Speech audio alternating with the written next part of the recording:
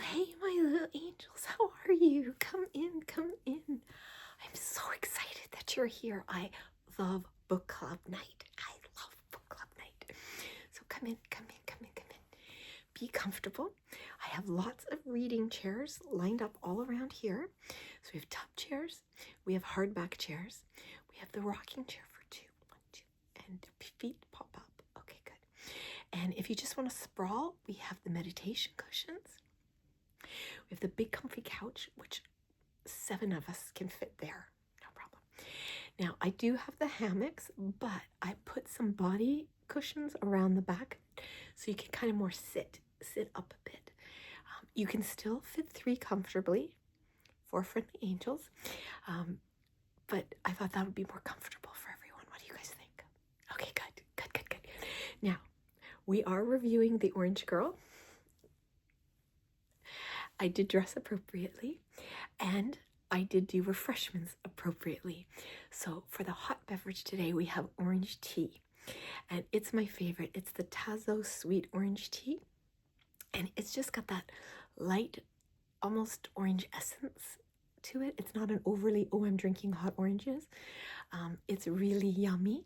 I do have regular tea for anyone that wants it. Of course. And the lighteners and the sweeteners, I have everybody covered. We have lactose-free, we have vegan, we have gluten-free, I have sugar-free, everything. You guys need it? I've got it. And then for the chilled beverage, we're having an orange cocktail, well, mocktail, but it's orange juice and 7-Up. I have a sugar-free version of it, and it's got orange and cherry segments all floating inside of it, frozen. Delish. Delish. Now, I see we have some new little angels and new members of our book club. Thank you so much for being here. What's that, sweetie? How does the book club work? Okay, so if you have a YouTube channel, you just do a review at the end of the month. We pick at the beginning of the month. Now, how it should work is that somebody wants to do the next month and they let that person know, and it just keeps going. But we've had a bit of a delay getting this started, so I've actually done a poll for March, and we're gonna up 3 books, and whichever one wins is gonna be our March book, okay? But if you want to, let me know, let Jeannie B know. This month's book was picked by Jette, who is amazing. She is incredible, and you need to follow her channel, which is gonna be listed in the description below. I just adore Jette. She is amazing. I hope it's Jette. Is it Jette or Jetty? Let me know, hun, okay? But she chose this book, and oh, well, we'll get into the review, okay? So let me grab my bag. Oh, before I finish welcoming you, please give it a thumbs up. You can share it. If you silently watch, that's okay. And if you don't have a channel and you still want to do a book review, leave it in the comments. That's not a problem at all. But if you want to film your comment, we would love your review. We would love to see it. We really would. And we share it with each other too. So you'll get quite a few people viewing, I hope. But it's a great way to spread our knowledge, spread books, and everybody's choosing different topics. So it can be a lot of fun. And I do have a book club bookmark, which I don't have with me right now, but I've been writing all the names of all the books that we choose, so it'll be a fun keepsake at the end of the year to see all the books we've chosen. So please, sorry guys, please hit that subscription button below. I really appreciate it. We have some really cool things coming up at the end of March. Lots of good things. And hello to all my returning little angels.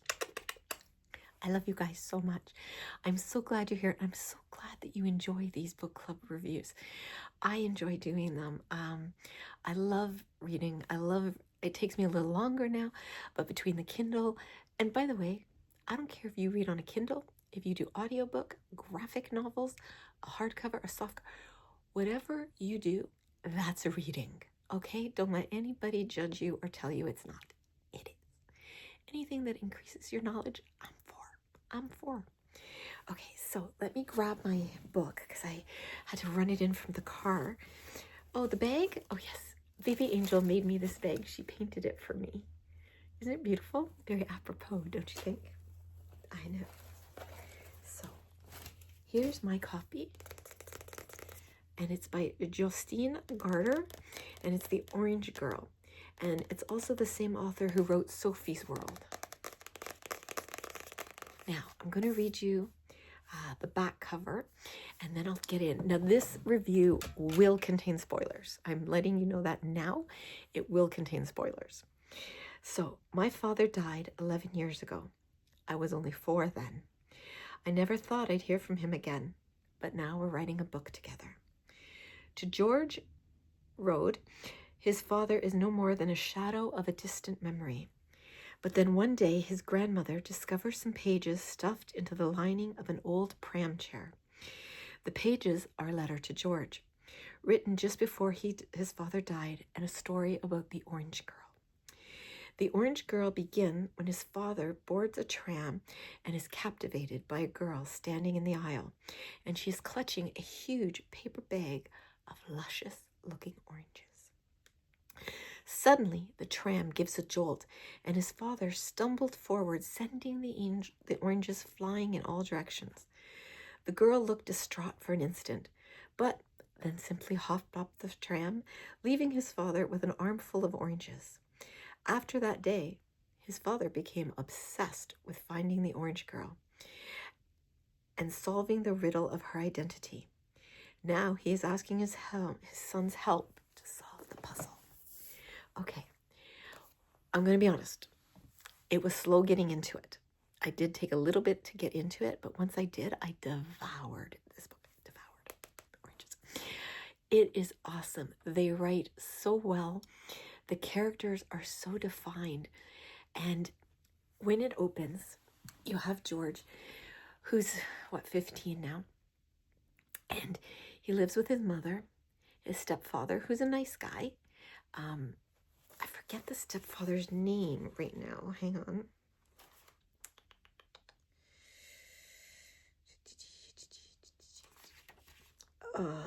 What's his name? Jorgen, I think his name is. Okay. So, and they're his baby sister, Miriam. She doesn't have much of a part in this book, but anyways, he loves the Hubble Space Telescope. He's just finished this huge assignment that's important for later. And he's home. He lives a normal life when his grandparents suddenly come over. They drive hours drive to come see him. They have found these pages. His father wrote to him when he was 4 and when his father was dying. And they were stuffed into the lining of his old pram chair. And while his father was dying, he made his wife and his mother swear to him to never get rid of that pram chair. He spent a lot of time with George when he was little and when he was ill, taking him for walks and things.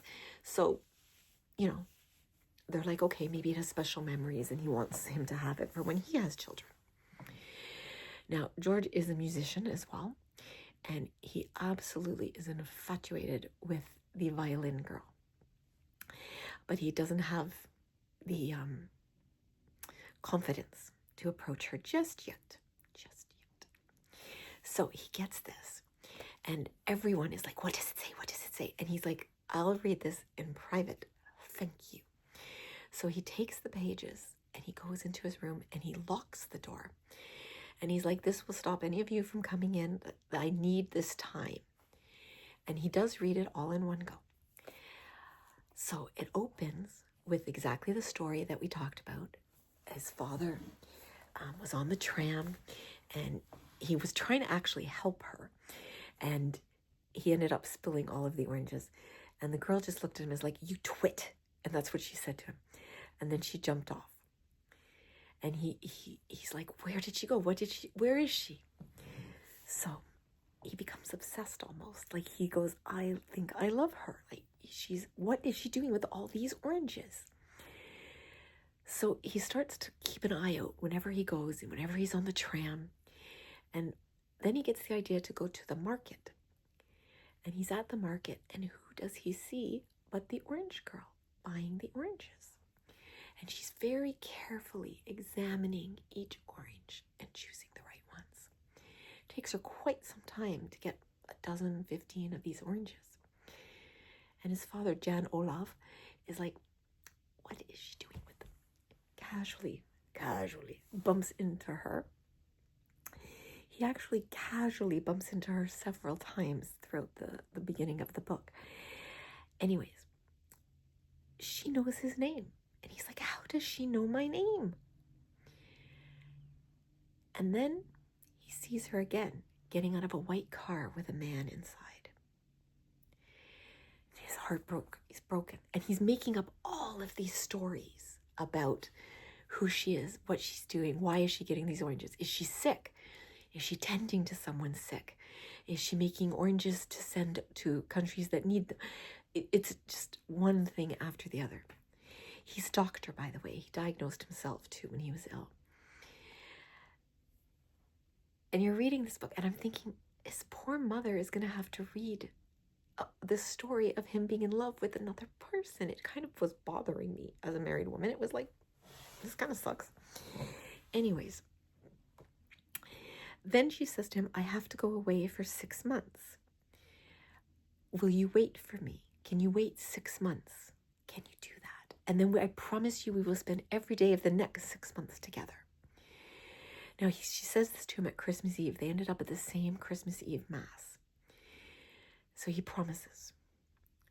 And then he gets a card in the mail at his parents' house. You know, thinking of you. Can't wait for our 6 months to be up. Like, he's like, how does she know where I live? And it's from Spain, the Orange Garden, I think it's called. So rather than wait the 6 months, he must have been a Gemini. Off he toddles to Spain. How he thinks he's going to find her. But he's fascinated with the Hubble telescope. And as he's writing this story, he's talking to George, who's 4, and playing at his feet. And basically, toddler George becomes his best friend and confidant. And he's telling them all of these things. And he's remarkably fascinated by the Hubble telescope. And as a Canadian, I am too, with the arm, you know, the Canada arm. But he's telling George all of these things. So in Spain, he hangs out at the orange grove, hoping to see. He sees her with another man. And they come towards him. And the man says, oh, you must be Jan Olaf. It's like, how the hell does everyone know my name? So they shake hands. Turns out they're not together. But that wasn't the man from the white car. But nothing's mentioned about him again. So she says, you broke the promise. He's like, I know. But will you please tell me what you're doing here and what is going on with oranges? And she laughs. She says, I paint. I'm taking a 6-month painting course here with an artist. And I paint the oranges. The oranges were what I painted as my audition piece. So that's one mystery solved. So she's like, but you broke our promise. And he's like, does this mean we can't spend the next 6 months together? She goes, you go back. And when I get there, we will spend. So he's telling George this in the letter. And it's all about his feelings and his thoughts about her and his thoughts about life and what it's like to be a medical student at the time as well. And he says, you know, she comes back and they have a wonderful time. They are together every day for the next 6 months and longer. And you keep wondering, what is going to happen to the orange girl? What is going to happen? And he goes, and one day, he proposed. That's right. He was engaged to the orange girl. But then you find out they marry and they live together. And what it's like for them as a young couple together when suddenly the orange girl is pregnant. Now you assume, or I did, oh, she's going to die in childbirth with the baby. No, the baby was George. I'm like, oh my gosh, she dies and the mom is not really the birth mom. And no, I'm so missed the plot. I just missed the plot. The orange girl was his mother. So what I loved the most about this book is not only did George get to know his father in a way he never thought he would, and have his father become more than a memory to him, became a person. And that's hard, you know, especially when people rewrite history. I find the lost person tends to become almost a saint, or someone not capable of, you know, maintaining a human atmosphere. Not this case. And he said, George, you are my best friend, but she is the love of my life. And she stood by him through everything. He didn't want George to know he was sick, but the mom did tell him. She didn't want him confused. She didn't want, you know. And it was a fast illness. And he finished it the night he was going into the hospital, I think because he's a doctor. And like I said, he diagnosed himself. I think he knew he wasn't going to come out. So he said, will you finish the story for me? So George wrote the book by putting himself in it as well. He wrote himself into the story. And they had his father's old computer, which barely functioned anymore. But they didn't know the password.